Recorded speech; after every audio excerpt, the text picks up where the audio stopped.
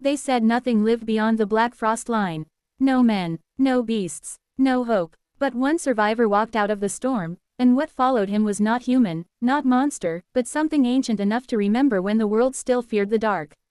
Before this story begins, subscribe now, because stories like this don't just entertain, they stay with you long after the screen goes black.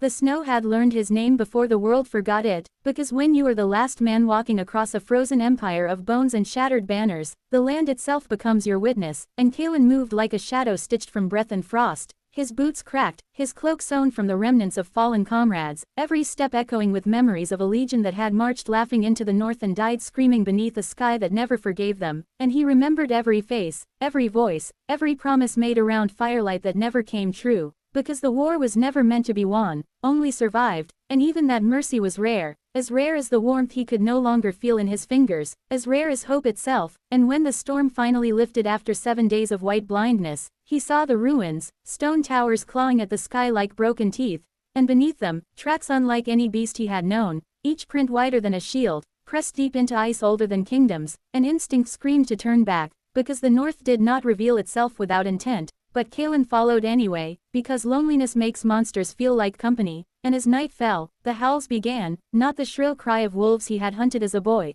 but something deeper, layered, resonant, as though the mountains themselves were breathing, and when the creature emerged from the blizzard, fur silvered like moonlit steel, eyes glowing with ancient intelligence, body towering higher than a warhorse, Kalen did not run, because in that moment he understood a truth the living rarely do. Death does not always come to take you, sometimes it comes to judge you. And the giant wolf circled him slowly, scars crossing its muzzle like runes, its presence bending the air, and Kalen dropped his sword into the snow, not in surrender, but in recognition, whispering the names of the dead, and the wolf listened, because it had known those names before Kalen was born, and when it lowered its massive head, pressing its breath against Kalen's frozen chest, something long buried in the survivor's soul stirred, not fear, not awe, but belonging. The wolf did not kill him, and that mercy was heavier than chains, because Kalen followed the beast into the ruins where fire still burned without fuel and stone walls hummed with old magic, and there the truth peeled itself open like a wound that refused to heal, because the wolf was not merely a beast but the last warden of the north,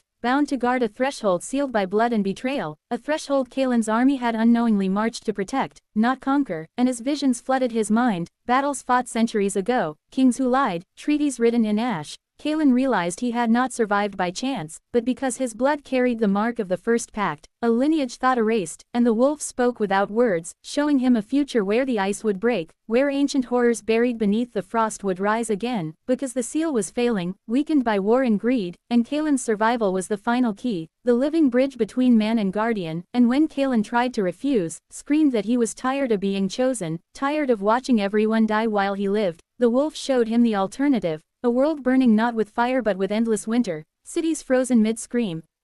Children turned to statues of ice, and Kalen wept, because heroism is never about glory, only about who is willing to carry the weight when everyone else drops it, and as the bond formed, flesh and spirit intertwining, Kalen felt the wolf's pain, centuries of solitude, centuries of watching humanity repeat its mistakes, and in that shared suffering, trust was born, not between man and beast, but between two survivors of different wars, and when the northern sky cracked open with thunder, the enemy finally stirring beneath the ice, Kalen picked up his sword again, not as a soldier, but as something older, something the world had forgotten how to name.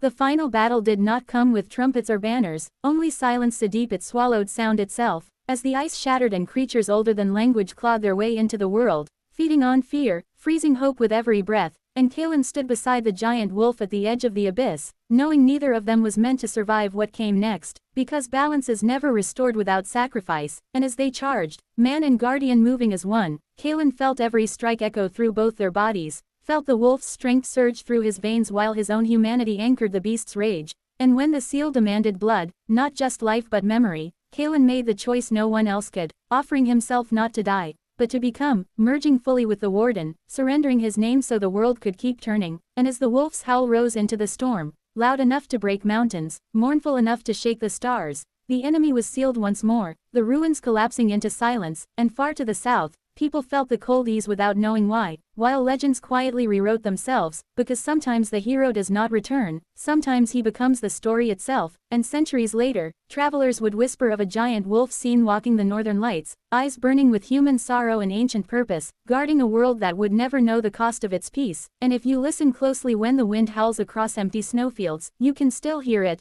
not a beast calling to the pack, but a man reminding the world that survival is not the end of the story, it is where the burden truly begins.